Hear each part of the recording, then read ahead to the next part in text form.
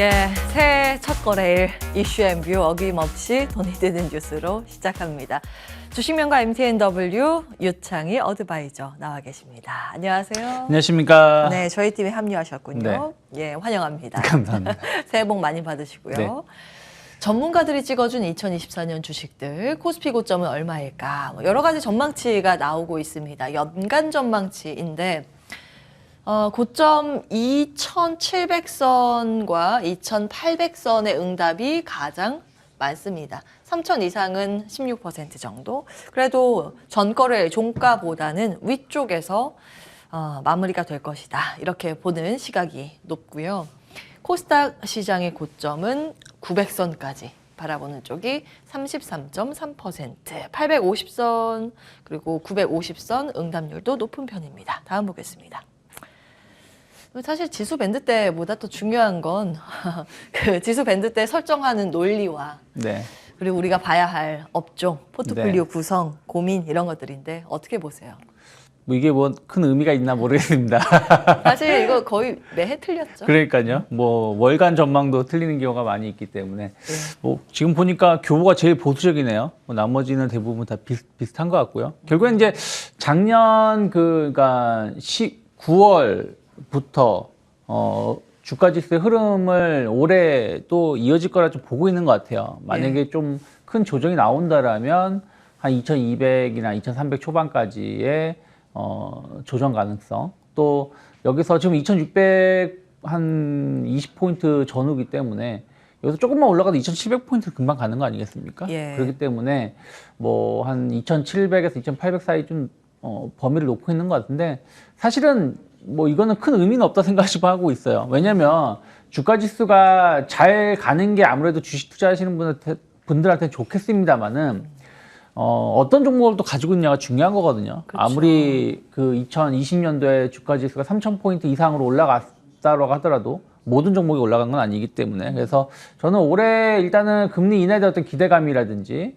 경기가 조금 개선될 수 있다는 어떤 흐름들을 본다라면 충분히 국내 증시는 조금 더 올라갈 수 있지 않을까 생각하고 있는데요. 왜 그러냐면 최근에 미국 증시를 보시면, 물론 이제 지난 한 달만 놓고 말씀드린 거기 때문에 뭐라고 딱 단정 지을 수는 없지만 러셀 지수가 좋았어요. 러셀. 나스닥이나 S&P 500 지수보다 러셀 지수가 좋았다는 얘기는 중소형주가 좋았다는 얘기인데, 엄밀히 따지면 우리나라 기업들이 글로벌 증시 기업하고 비교해 본다라면은 중소형, 중대형 정도 기업들이 아니겠습니까? 삼성전자를 놓고 본다고 하더라도. 예. 그러면 아무래도 금리 인하에 대한 어떤 수혜가 조금 더 크게 나올 수 있다고 보고 있고, 코스닥이 좀 보면 뭐 900포인트 정도 상당히 좀 보수적으로 보고 있는데, 이 이유는 그런 것 같습니다. 왜냐하면 작년에 주가 지수를 끌어올렸던 게 2차전지 아니겠습니까? 예. 뭐 에코프로라든지 뭐 이런 2차전지였는데, 2차전지 관련된 종목들이 많이 하락하다 보니까 이들 종목군들이 살아나지 못하면 주가 지수의 상승은 좀 제한적이라 좀 보고 있는 것 같은데, 저는 그렇게 본다고 하더라도 뭐 반도체라든지 로봇이라든지 바이오라든지 지수를 끌어올릴 수 있는 섹터는 많이 있다. 그래서 코스닥 시장도 작년만큼 올해도 상당히 좋지 않을까 판단하고 있습니다. 종목에 대응 전략이 더 중요하죠. 그렇죠. 사실은. 지수는 사실 그 통계적으로 보면요. 한 해 상승을 하면 그 다음에 상승 확률이 훨씬 더 높더라고요. 떨어진 해보다 상승의 배수가 한 2배, 3배 이렇게 각각 코스피 나스닥 지수가 그래 왔는데, 2022년 크게 밀렸던 것의 회복이 작년 한 해 동안 보여줬던 퍼포먼스고, 그래서 올 한 해는 나쁘지 않을 것이다라는 뭐 전망이 많은데, 어떤 관점으로 시장을 봐야 할까요? 뭐 갈 때 포모처럼 따라 붙어야 되는 전략일까? 아니면 좀 조정을 받을 때 담아야 하는 것인가? 업종으로 봤을 때는 어떤 게 이제 주도주로 부상을 할 수 있을지요? 저는 이제 업종으로 본다라면 여전히 반도체 섹터에 대해서 관심 있게 봐야 된다 생각하고 있어요. 반도체. 네, 다만 저는 이제 작년에 강했었던 섹터가, 그러니까 종목이 올해도 강할 것인가라고 본다라면 그건 조금 변화가 있을 수 있다. 특히 반도체는 워낙에 우리나라 같은 경우 많은 섹터가, 반도체 내에서도 섹터가 다르고 또 기업들도 다르기 때문에 종목의 변화가 좀 있을 수 있지 않을까 생각을 좀 하고 있고요.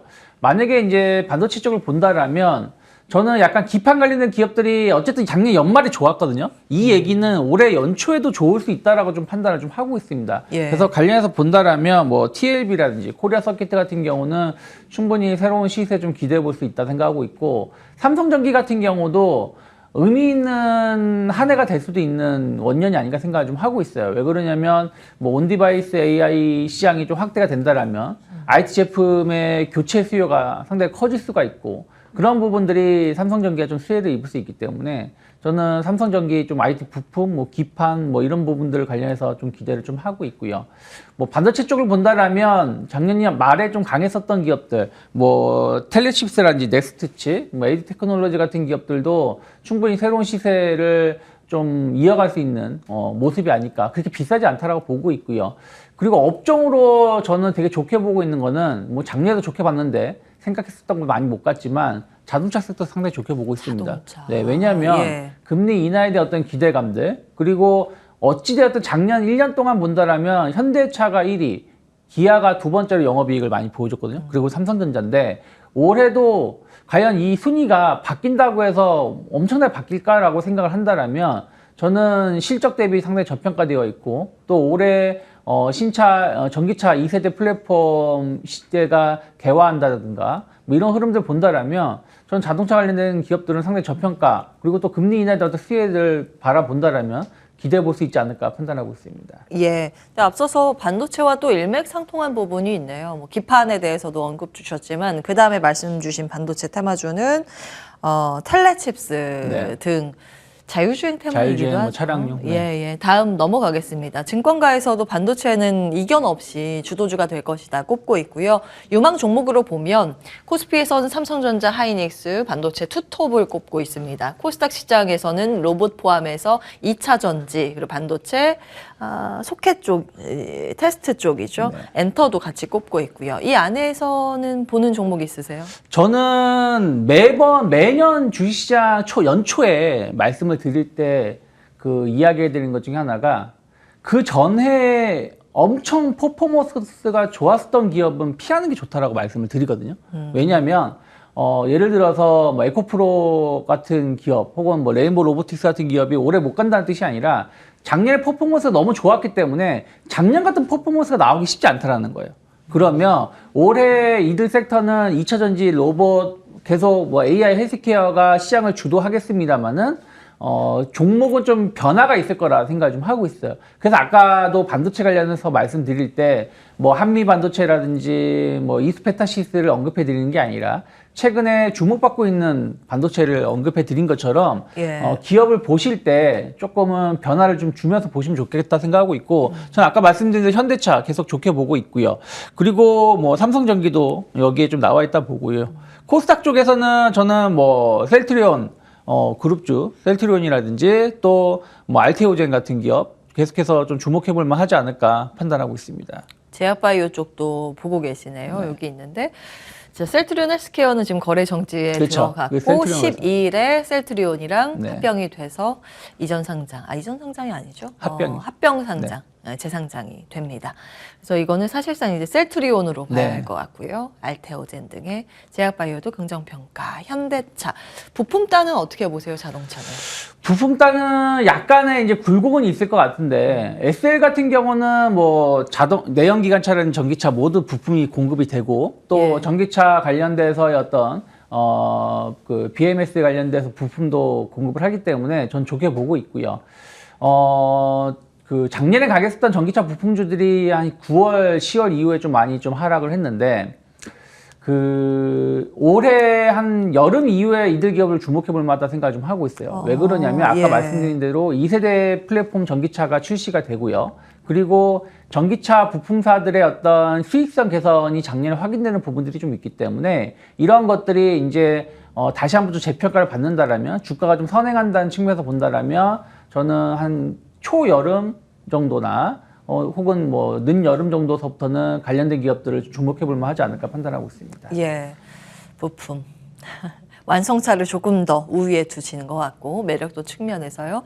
업종, 테마, 분류로 보면 그 설문조사를 해봤습니다. 압도적 1위를 차지한 건 지난해에 이어서 올해도 AI, 인공지능 시장의 중심이 될 것이다. 응답 39% 나왔고요. 그 다음 로봇, 사실상 AI의 확장판이라고 볼 수 그쵸. 있겠죠. 이걸 제외하면 그 다음은 비만 치료제, 2차 전지, 방위 산업 쪽입니다.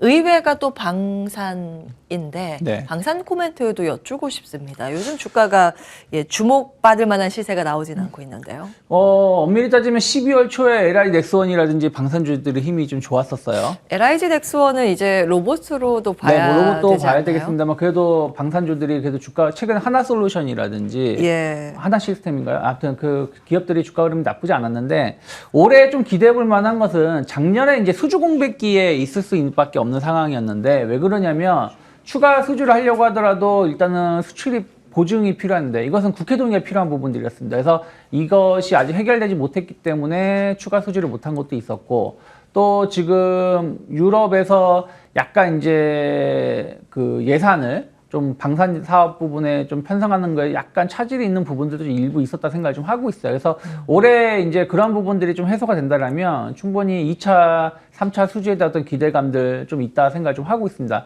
뭐 주말에 나온 뉴스 보면은 1년 만에 그 항공기 공급 그 인도를 했다고 하지 않습니까? 그만큼 우리나라 기업이 좀 빠르게 제품을 좀 공급할 수 있는 것이 확인되었기 때문에 그런 측면에서 본다라면 저는 군비는 감축될 가능성은 적다. 최근에 뭐 러우 전쟁도 마무리 국면에 들어가고 있다고 표현을 하고 있지만 그렇다고 해서 전쟁이 완전히 끝나는 건 아니라 생각하고 있고요. 또 이스라엘 사태라든지 또 뭐 아시아 쪽의 중동 그 지정학 리스크 이런 걸 감안한다라면 군비 확충은 더 늘어날 수밖에 없지 않을까 판단하고 있습니다. 예, 방산 쪽도 긍정적으로 보시는데 탑픽은 그럼 뭐라고 보세요? 전 여전히 뭐 LI 넥스원 좀 좋게 LI 보고 있고요. 그리고 하나 에어로스페이스 같은 기업들 계속해서 주목해 볼 만하지 않을까 판단을 좀 하고 있습니다. 예. 자, 테마에 대한 이야기도 해봤습니다. 다음 자료 한번 볼까요? 어떤 내용 준비되어 있을지. 셀트리온. 합병 이슈 저희가 앞서서 이제 다뤄봤고요. 제약바이오주의 기대감이 최근 한 3주간 지속되고 있는 네. 분위기입니다.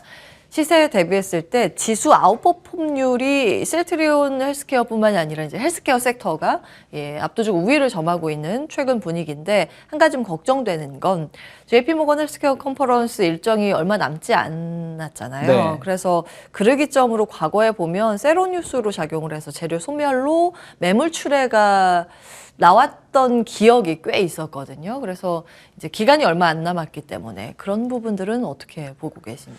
근데 저는 제약바이오에 대해서 좀 다른 시각을 보는 게 예를 들어서 12월 한 달만 또 한 달뿐이 아니라 12월 마지막 한 1, 2주 정도만 강했다라면 말씀하신 것처럼 JP모건 헬스케어 이벤트가 끝나면 조금 시세가 끝날 가능성도 있다라고 보고 있어요. 그런데 작년 한 해를 본다라면 제약바이오주들은 엄밀히 따지면 작년 초여름부터 강한 흐름을 보여줬었고요. 예. 그리고 9월, 10월 큰 조정이 나왔을 때도 제약바이오주들은 엄청 큰 조정을 받지 않았어요. 오히려 좀 버텨주면서 오르다가 그 12월 들어서 여러 가지 이슈가 나와주면서 관련된 기업들이 다 신고가를 간 거였던 거거든요. 특히 중소형 그러니까 그 작년 여름하고 연초 정도에는 약간 작은 바이오주들 그리고 AI가 붙은 제약 바이오가 움직였다라면 연말에 움직인 바이오 제약 기업들은 상당히 큰 기업들이었습니다. 예를 들어서 한미약품도 신고가 행진을 갔었고요. 또 셀트리온도 합병 이슈가 있었습니다만은 셀트리온도 엄청난 주가 상승을 좀 보여줬고요. 셀트리온 오늘도 좀 강하게 상승하고 있고요. 그리고 뭐 레고캠 바이오라든지 뭐 알테오젠이라든지 뭐 HLB라든지 그 제약 바이오 섹터에서 상당히 큰 기업들이 강하게 오르고 뭐랄까 신고가 행진을 보여준 것이기 때문에 이게 꼭 JP모건 헬스케어 때문에 오른 것인가 본다라면 저는 그렇게 보고 있지는 않아요. 오히려 올해 금리 인하에 대한 어떤 기대감들 그리고 신약에 대한 어떤 기대감들 그리고 이들 기업의 임상이 상당히 좋게 나오고 있고 예. 또 수출 계약도 나온 거 아니겠습니까? 그래서 전 바이오 섹터를 좀 본다라면 뭐 한미약품을 일단은 대장주로 좀 보고 있고요. 그리고 이제 뭐 레고캠 바이오, 뭐 한올바이오 파마 같은 기업들 충분히 더 갈 수 있는 룸은 열려 있지 않나 계속해서 추적을 해야 된다 생각하고 있고요. 그리고 예. 뭐 오늘 급등하고 있는 셀트리온 이슈들 그리고 뭐 관련된 기업들도 다른 제약 좀 굵직한 기업들도 계속 체크해 보시면 좋다 생각하고 있고 거래량이 좀 적어서 문제인데 예를 들어서 예. 동아그룹들, 뭐 동아소시오라든지 동아 뭐 이런 기업들도 주가 흐름만 본다라면 예. 의미 있는 모습을 좀 보여줄 수 있지 않을까 판단하고 있습니다. 예. 기술 수출 데이터가 지난해 특히 연말 쪽에 긍정적으로 많이 나왔죠. 11월에는 종근당, 네. 12월에는 레고캠바이오 규모가 꽤 컸고 그렇기 때문에 지금 이벤트 드리븐의 성격으로 재료 소멸로 볼 것이 아니라 헬스케어 섹터 전반에 살아나는 분위기에 주목을 한다면 여전히 긍정적으로 볼 수 있다. 뭐 이런 말씀을 주고 계십니다. 여러 가지 종목까지 꼽아주셨고요. 그 셀트리온은 사실 별개의 이슈로도 볼 수 그쵸. 있지 않나 싶어요. 헬스케어를 통합을 하면 그냥 물리적인 시가총액 자체가 불어서 12일에 딱 입성을 하게 되는 건데 시총 아마 순위가 바뀌게 될 겁니다. 네. 셀트리온. 지금이라도 사야 되는 건가요? 왜냐하면 패시브 자금이 유입이 되면 그 시총 순위가 계속 올라갈 것이라는 기대감이 또 붙잖아요. 네. 뭐 약간의 눌림목이 준다라면 충분히 공략을 해볼 수 있다 생각을 좀 하고 있어요. 그래서 일단은 지난 마지막 거래라고 오늘 상당히 급등을 좀 하고 있기 때문에 단기적으로 약간 부담스러운 자리이긴 합니다만은 뭐 작년에 우리가 확인됐었던 것은 우리가 주가에 대해서 고점을 함부로 예단할 필요는 없다 생각을 좀 하고 있어요. 그래서 현재 추세가 좀 조금 더 이어질 수 있다라고 좀 보면서 대응을 하시면 좋지 않을까 판단을 좀 하고 있습니다. 예. 작년 한 해 동안 가장 이제 눈부신 상승세를 시원했던 종목이 포스코 DX. 네. 패시브가 나은 괴물해서 페낫괴라는 별명까지 붙었는데 이러한 추세, 추종 매수세 혹은 포모를 유발할 수 있을 만한 패시브 관련 기대감을 아는 종목들의 시세 분출. 작년에 이어서 올해도 가능하다고 보세요? 뭐 저는 그렇게 보고 있어요. 왜 그러냐면 결국엔 주식이라는 거는 수급 논리에 의해서 상승과 하락이 크게 나오거나 또 예. 적게 나오거나 할 수 있는 기준이 될 수 있거든요. 근데 어쨌든 외국인이든 기관이든 굵직한 자금이 꾸준하게 유입될 수 있다는 부분들. 또 하나가 국내 증시 같은 경우는 어찌됐든 상반기까지는 공매도 자체가 규제가 예. 되는 거 아니겠습니까? 7월부터 재개되는 거죠? 네. 그러니까 상반기 자체의 공매도가 규제된다는 부분들도 어쨌든 남은 6개월일지 5개월일지 모르겠습니다만은 매수 우위의 시장이 계속 이어질 수 있다는 부분들은 저는 긍정적으로 해석해 볼 수 있지 않을까 판단을 좀 하고 있습니다. 예, MSCI 2월 편입 가능성 있는 종목들의 급등세도 연말에 좀 눈에 띄었는데 네. 그 중에서 눈여겨보는 종목이 있으실까요?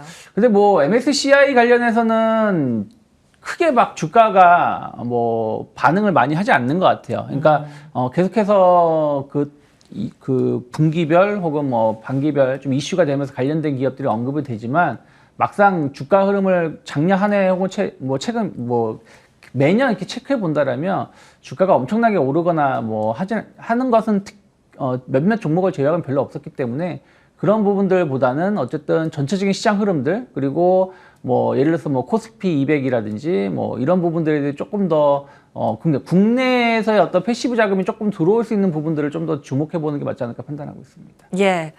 자, 여기까지 일단 전반적인 시장 지수 밴드대와 주도 업종 후보군들까지 좀 추려봤습니다. 주식명가 MTNW 유창희 어드바이저 함께했습니다. 말씀 고맙습니다. 고맙습니다.